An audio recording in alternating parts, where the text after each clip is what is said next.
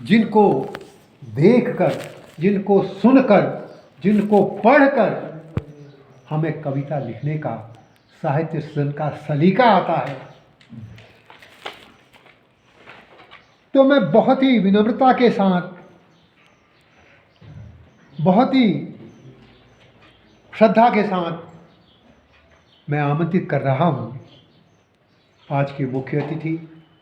तो सच में जिनसे सीखने को, समझने को, लोक साहित्य को समझने की सामर्थ्य जहाँ से मिलती है, हिंदी साहित्य को समझने का सलीका जहाँ से मिलता है, ऐसे व्यक्तित्व, ऐसे पुरोधा मेरे मित्र प्रोफेसर देव सिंह पोखरिया जी को बहुत ही आदर के साथ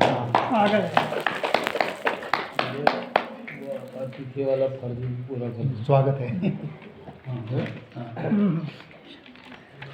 लास्ट में बच्चे निकल, लक्ष्मी आश्रम के बच्चे भी आए हैं, उनका भी स्वागत कर देगा। नहीं, वो तो अब आप करेंगे सभी, इसको लास्ट में सभी सबका साथ मैं उपस्थित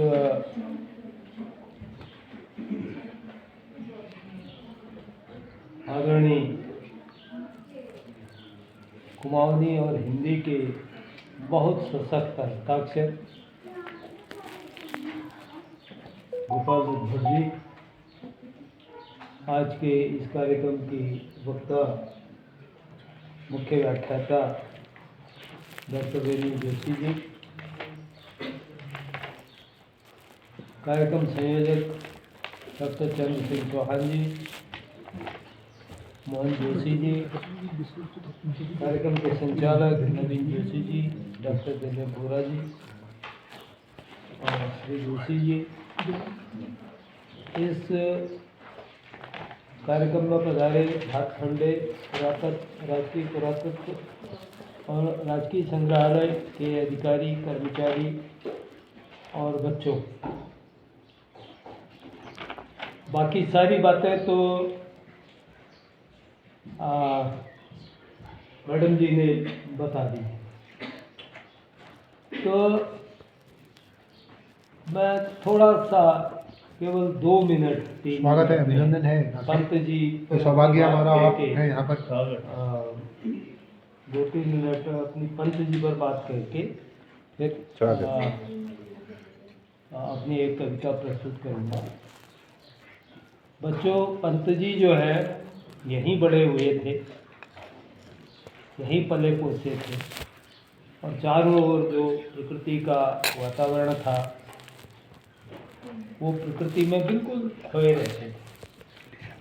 पेड़ है, झरने हैं, नदी है, हिमालय है और चारों ओर बाग इनके हैं, पेड़ पौधे हैं। तो पता है उनने कौन सी कविता लिखी? बांसों का झुरमुट है, चहक रही चिड़िया, टीवी टीवी टुट टुट। इस तरह की कविताएं लिखी हो। और फिर क्या लिखा? ये बुरोस खिलता है ना जंगल में, लाल। और एक पहाड़ी गीत भी है इसका, मजे कुनू पाड़ा भीड़ा बुरुसी फुली रे, मजे कुनू फिर हीरो आई। क्या सोचता है कवि जो है कि कैसा उपमान देता है, कैसा प्रतीक देता है। तो इसी तरह से बुरास पर उनकी एकमात्र कुमाऊनी कविता है कि ये नवीन बिज जी ने गाकर बुरास पर एक कविता, उसकी पंक्तियां भी सात जंगल में तुझे जो कोई नारे कोई, इसकी पंक्तियां भी यहाँ पूरी दी गई हैं। और मैं, नवीन जी ने भी कहा और मैं भी अनुरोध कर रहा हूँ डॉक्टर चंद्र सिंह चौहान जी से कि भातखंडे के माध्यम से इसमें गीत के साथ नृत्य को भी प्रस्तुत किया जाए तो एक अच्छी उपलब्धि होगी और वो बाहर जाएगी। और उत्तराखंड से तमाम चीज़ें बाहर को जाती हैं, जैसे नदियाँ यहाँ से बह के नीचे की ओर जाती है ना, वैसे ही विचार है, चिंतन है, भाव है, वो सारी चीज़ें भी यहीं से बह के जाती हैं। प्राचीन ऋषि मुनियों का जो चिंतन है, जो विचार है, जो संवेदनाएं हैं वो भी यहीं से बह के गई, यहीं से होते हुए गई।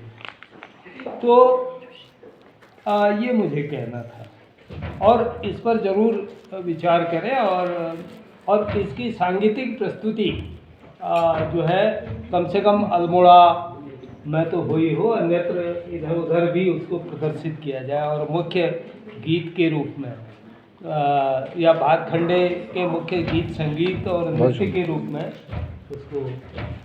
और पंत जी में एक बाल सुलभ जिज्ञासा और औत्सुक्य और एकांत प्रियता वो जीवन भर रहे। और पूरे काव्य का जो विकास उनका है, प्रकृति को, चूंकि माँ और प्रकृति उनकी कविता में एक ही, प्रकृति ही माँ है और माँ ही प्रकृति है।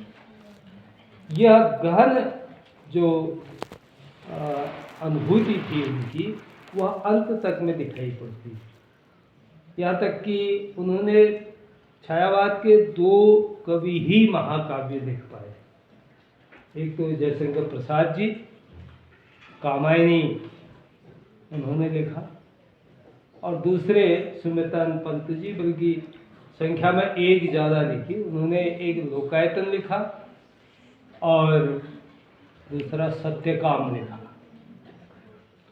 और जीवन के उत्तरार्ध में वो एक बार बहुत आसन्न मृत्यु के निकट भी पहुंच गए थे।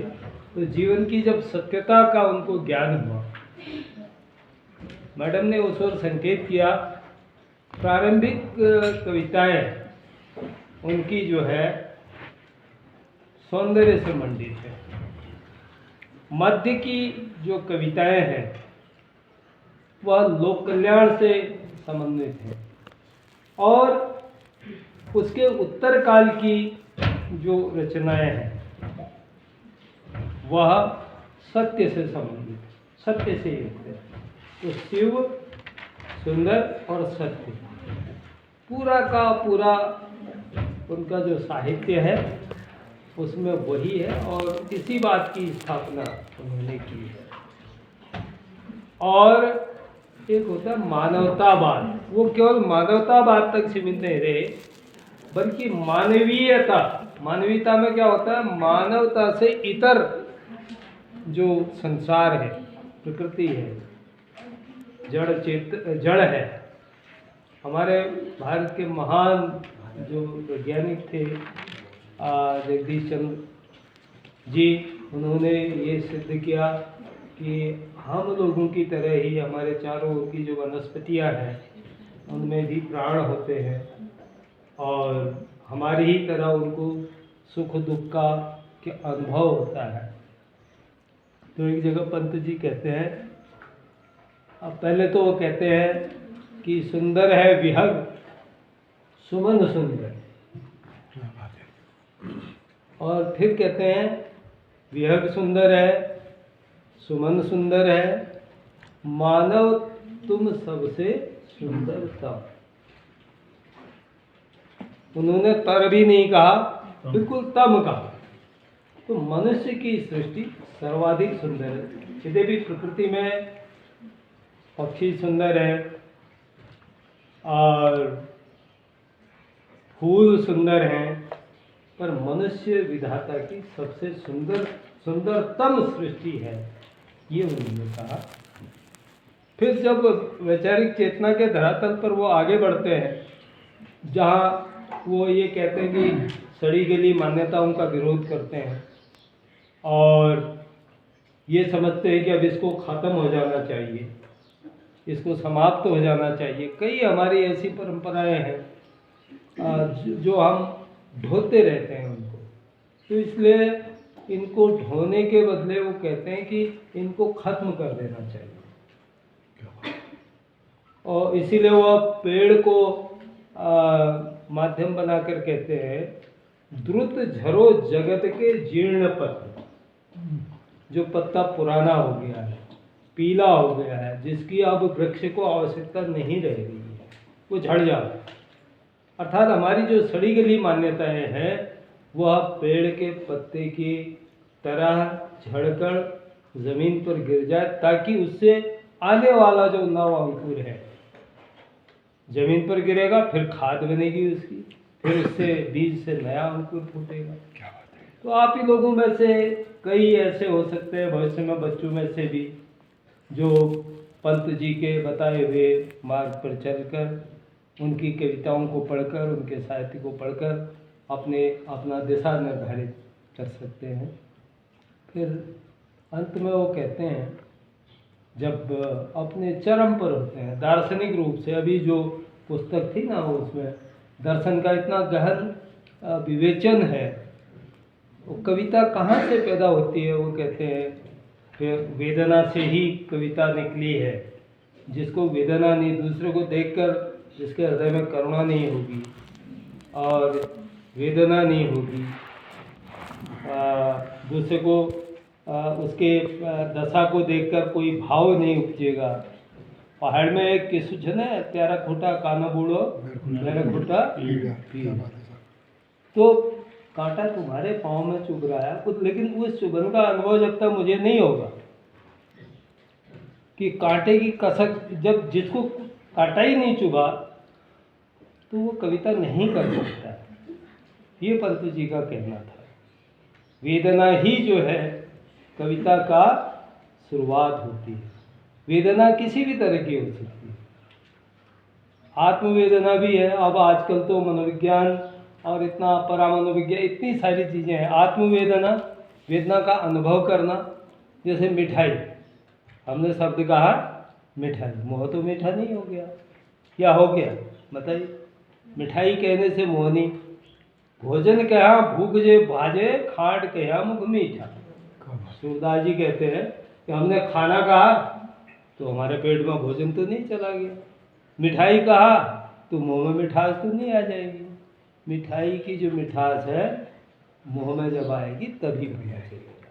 तो यही है कि जब तक वेदना अनुभव नहीं होगी, महसूस नहीं होगी, जैसे किसी को भूख लगती है, जैसे किसी को प्यास लगती है, बहुत तेज प्यास लग गई तो वह प्यास का अनुभव करता है।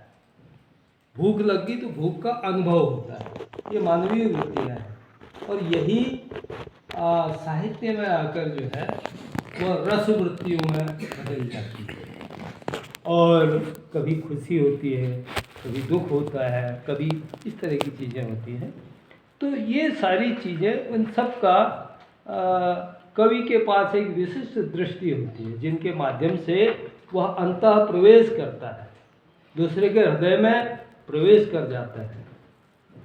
तो फिर जब जीवन के इस, यद्यपि पंत जी का जब अवसान हुआ, बहुत कारुणिक स्थिति उनकी रही।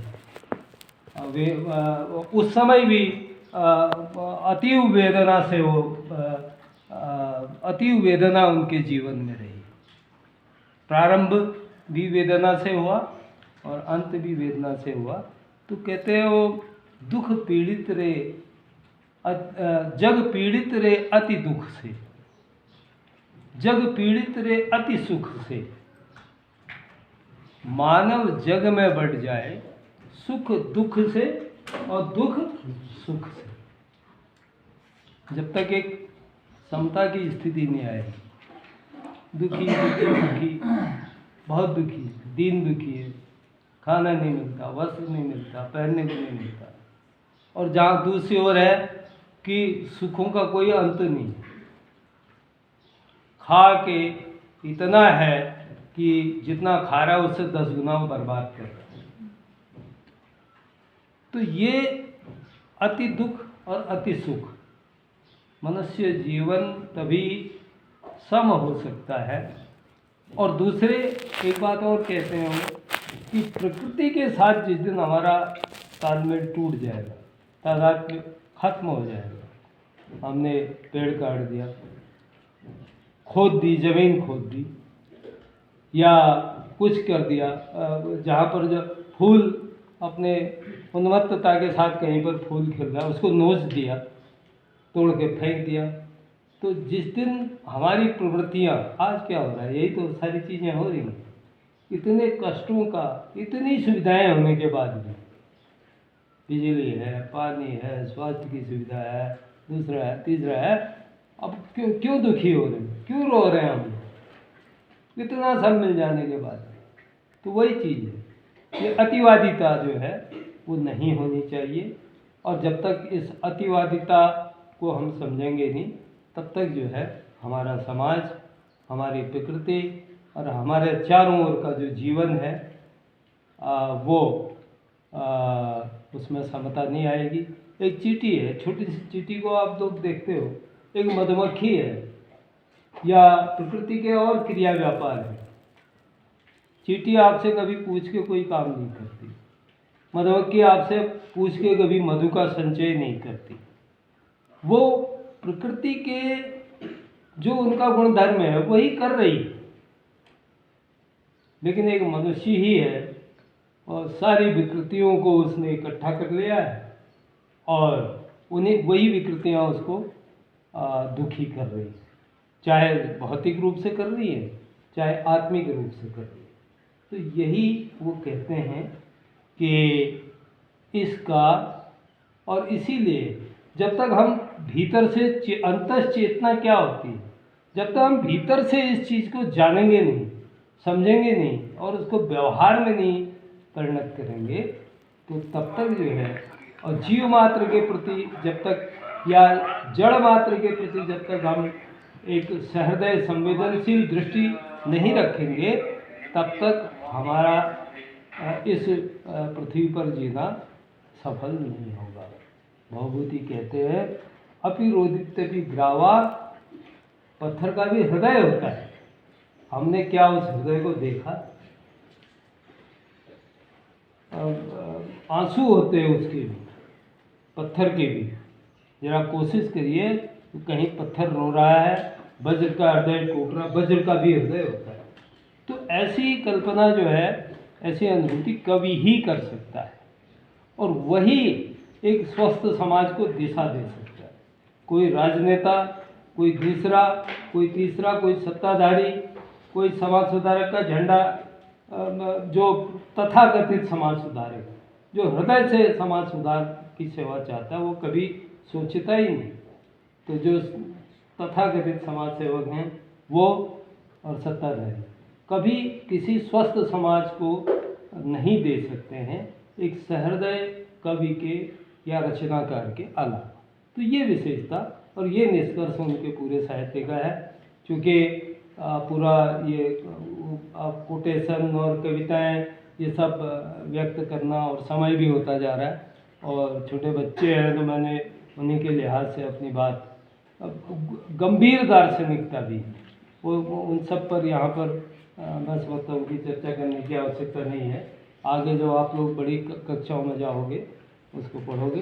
तो इसी वक्तव्य के साथ मैं स्वागत आदरणीय भट्ट जी का और आप सब उपस्थित जनों का, कवि मित्रों का, डॉक्टर चौहान जी का, और उनसे उनके पूरे तीनों इकाइयों के सभी लोगों के प्रति आभार प्रकट करता हूँ कि मुझे यहाँ यह दायित्व आपके द्वारा सौंपा गया और मुझे 2 शब्द आपके बीच कहने का अवसर मिला। तो अब मैं 4-6 पंक्तियाँ जो हैं कविता की चूँकि मुझसे ये कहा गया है संचालक महोदय द्वारा कि आप अपनी कविता का भी वाचन करें। स्वागत है सर। स्वागत है सर। स्वागत कविता का शीर्षक है मुझको भूल न जाना रे। क्या बात, मुझको भूल न जाना रे। ये कविता कम पढ़ी भटजी मैंने, लेकिन आज मैं खुद पढ़ना। स्वागत। बैठ समय की किसी डाल पर, बैठ समय की किसी डाल पर हमने तुमने नीड़ बनाया। क्या बैठ समय की किसी डाल पर हमने तुमने नीड़ बनाया। सपनों के तिनके चुन चुन कर रंगों का एक महल सजाया।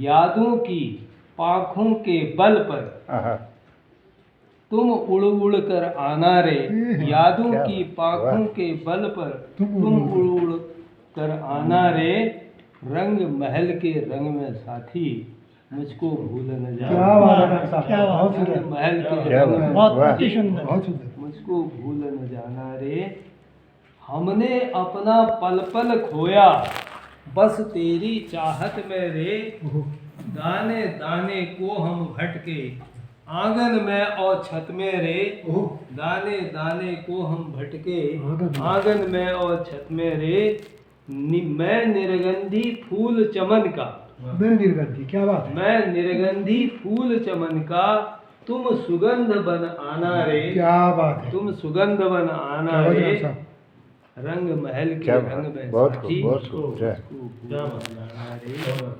मेरा जीवन था अयस्कमय। बच्चों अयस्क कहते हैं बच्चों लोहे को, लोहा, लोहा अयस्क संस्कृत शब्द है। मेरा जीवन था अयस्कमय, तुमने पारस परस किया। क्या बात, पारस वाह। पत्थर जो है अगर लोहे को छुआ दिया जाए तो वो सोना होता है, ठीक है ना, ऐसा कहा जाता है, अब हमारे देखने में तो आया।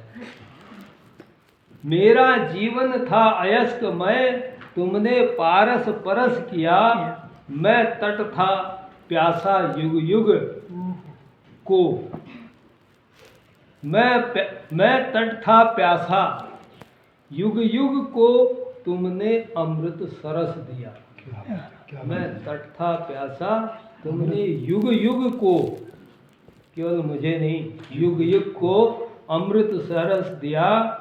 लोचनहीन अंधेरे जग को, तुमने अनुपम दरस दिया। क्या बात है, क्या बात है, बिना आंखों वाला भी सामने देख रहा है, जो उसका सबसे प्रिय व्यक्ति है उसको सामने देख रहा क्या है। बात। लोचनहीन अंधेरे जग को, तुमने अनुपम दरस दिया। जैसे सूरदास जी के सामने कृष्ण दिखाई पड़ते हैं। जी, पल न मिले जिसको जीने को, एक क्षण भी आस नहीं थी कि जीवित रह जाएंगे। पल न मिले जिसको जीने को, तुमने जीवन बरस दिया, वर्षा कर दी जीवन की, तुमने जीवन बरस दिया। जब रातों भर नींद न आए, जब रातों भर नींद न आए, तुम निदिया बन आना रे, रंग महल के रंग में साथी उसको भूल न जाना। क्या बात है डॉक्टर साहब, वाह, बहुत क्या बात। बहुत तुम खूब, उड़ बैठे किसी डाल पर, बहुत खूब, तुम उड़ बैठे, तुम उड़ बैठे किसी डाल पर, पत्ते सा मैं कांप गया, जय, जय। पत्ते सा मैं कांप गया। तुम तोला आने निकले, तोला आना कहते हैं ना, तोला तोला आना। आने निकले, तुम तोला आने निकले, पर रत्ती सा मैं भाप गया। क्या बात है, क्या बात रत्ती है, देखियो, सुनार जो है बिल्कुल तोलता है सोना, रत्ती छोटा सा दाना होता है। लाल और काले रंग का, रत्ती सा मैं भाप गया, सोने की तोलू में सोना, सोने की तोलों में सोना, सोने की तोलू में सोना, बन कर के तुम आना रे, बन कर के तुम आना क्या रे, बात है साहब। रंग महल के रंग में साथी मुझको भूल न जाना रे। अंतिम पंक्तियां हैं। स्वागत है, स्वागत है। तेरे साजन तुझे बुलाए, तेरे साथ, वाह, तेरे साजन तुझे बुलाए, क्या बात है, मेरे साजन मुझे रुलाए, क्या बात है डॉक्टर साहब, बहुत तेरे खूब, साजन तुझे बुलाए, बहुत खूब, मेरे साजन मुझे रुलाए, जिसको लेने मैं बैठा हूँ, आहा, जिसको लेने मैं बैठा हूँ, उसे बुला के हुए ले जाए। क्या बात, जिसको क्या बात लेने मैं बैठा हूँ, उसे बुला उसे बुला के हुए ले जाए। मेरे गीत छीन जब कोई, अपने स्वर में गाते जाए। क्या बात है, वाह, मेरे गीत छीन जब कोई, अपने स्वर में गाते जाएं, तब तुम उनकी स्वर लहरी में, क्या बात, तब तुम उनकी, मेरी नहीं, तब तुम उनकी स्वर लहरी में शब्द मेरे बन जाना क्या रे। बात है डॉक्टर साहब, क्या बात, बहुत खूब, तुम क्या बात है, उनकी स्वर लहरी में क्या बात, शब्द मेरे बन जाना रे, जी, रंग महल के रंग में साथी मुझको भूल न बहुत धन्यवाद। खूब, बहुत आपको कितनी आपकी पूरी कविता और सारी चीज़ें कितनी पसंद आई, उनकी तालियों से ये पूरा अनुभव हो रहा है। अब हम बिल्कुल समापन की ओर हैं। बिल्कुल करेंगे। कुछ करने कोई बच्चा है करने वाला, मतलब उसके बाद सारे बच्चे